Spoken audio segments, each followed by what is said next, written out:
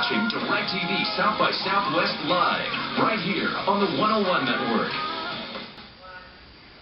All right, everybody, you're watching DirecTV South by Southwest Live 2009. I'm Matt Pinfield, and for the next 3 hours, we'll be bringing you exclusive performances of the best acts from one of the most important, if not the most important festival in the world. I'm talking about South by Southwest. Now, one act that everybody's talking about, I've been talking about it because I was so excited when I heard about it, is Tin Windows, who I call a supergroup. Of course, it features members of Hanson, Smashing Pumpkins, Fountains of Wayne, and Cheap Trick. Guys, it's so great to see you here. Thanks for coming. I mean, I got to ask you guys how this all got together. You know, Adam was recently on my radio show in New York City at 1019 RSP, literally a couple months ago, and even then you didn't mention this, so I didn't know. When did this come up? I'm crafty. He's kind of embarrassed about it, actually. Yeah. No, honestly, we just, we kind of didn't say anything to anyone until it was ready to just happen, because we wanted people to hear about it and then immediately be able to hear some music, because we knew everybody's reaction was going to be like, what? Who? So we kind of waited until we actually had some music we could throw up and on the web or something, not to throw up on anyone. Yeah, I know. Not to throw up on people. But yeah, the way it came about actually is, Taylor and I have known each other since 1996. James and I have known each other since a couple years even before that. The Pumpkins and Fountains of Wayne both played with Cheap Trick, so there was a lot of connections there beforehand. And came up with this idea of just, let's get Taylor singing on top of some loud guitars. It could be cool, and kind of a power pop thing. And who's the best power pop drummer? Oh, Bunny. And Those Cheap Trick records are amazing. I still listen to them all the time. That's kind of what happened. Absolutely. Well, it's great. And let's talk a bit about that and you guys getting this. I mean, obviously you still tour with Cheap Trick all the time, Bunny, and James, of course, there's a relationship between the Pumpkins and Cheap Trick. You being in Rockford originally in Illinois, and you being from out that way as well. When you first started talking about it, what was the reaction from each other? Who called who? That's what I want to know. Well, we called Bunny. Did you? And he wanted to hear the music. Bunny, what was your first reaction? Let me hear it first. No vans. Yeah. Not going to ride in the van. And let me hear the music. Yeah. Yeah. Well, when I heard it, I thought the set was great. It reminds me of the poppier side of the great Who stuff, and some Raspberries, who were a great power pop band, and of course early Cheap Trick, something off In Color, or Heaven Tonight, or The Move, who you even covered, something like that, which I thought was really great. So were you guys going back and listening to that stuff for inspiration, or were you just kind of putting it together and writing?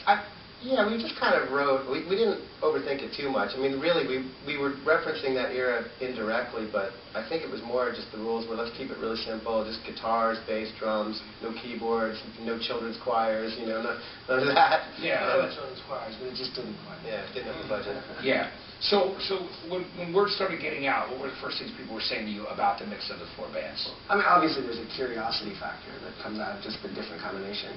But I think, honestly, we, like I was saying, we just try to push it out to the music first. And I think when people hear the music, they hear, like, the references you were talking about. And I think it stands on its own as sort of like a powerful little combination of musical influences. Well, that's great. How about the rehearsals? How were they? Like when you first got in a room together? They were quick. We haven't had very many.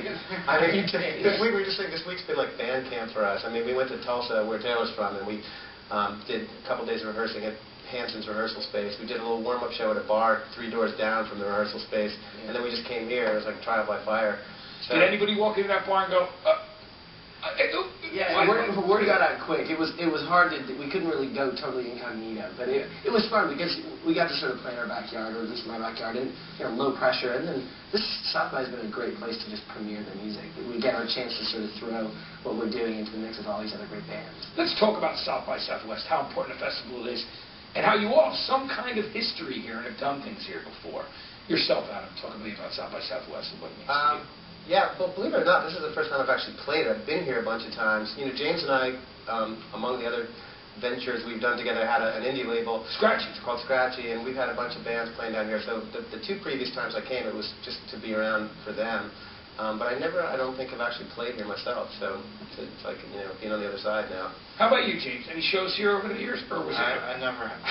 No? I mean, it is a great music festival, but yeah, I never had the opportunity to play here. So this is the first time, too. Yeah. But I recognize this definitely like the premier sort of like music festival for America. It really is. I mean, that's what people. It's kind of amazing the bands that they get to come out here. Old and new. Old and new, yeah. Bunny, how many times would you guess you played Austin over the years? Oh, tons of times. I mean, it was starting in probably 1977, opening for the Kinks. Yeah. And on from then. Wow. And a lot of that, you still run into a lot of the same people. You know, there's a lot of locals here, like the Gourds, bands like that, Mark Benno type of guys, you know, stuff that I've been big fans of for years. And now it's kind of gone into more of a rock direction, the festival and stuff. Yeah. And a lot of it was more Austin City Limits type of a thing back in the day, you know. And the Indies kind of got in, and it's really brought a lot of life to it. It really has. I mean, there's nothing but life here. It's incredible. It's electric. Taylor, what can we expect from the performance tonight? Tell us. It's an energetic thing, like Adam was saying. It's like loud guitars, and I'm standing out there singing, you know, trying to get over the amps and over the rock drumming of Mr. Carlos. And we're just kind of excited to play something that nobody's ever really heard before. So our job is to start with you know, our set, and by the end of it, have people, you know, rocking with us. I think it's great. Well, thanks for making DirecTV South by Southwest Live your place to debut the band live. I'm very excited about it. I know everybody watching is as well. We're all waiting, anticipating, with bated breath, and it'll be in about an hour's time. Guys, thanks so much for coming by. Thank you. Great to have you here. Tinted windows, and you're going to be able to see them tonight in about an hour right here on South by Southwest Live, DirecTV.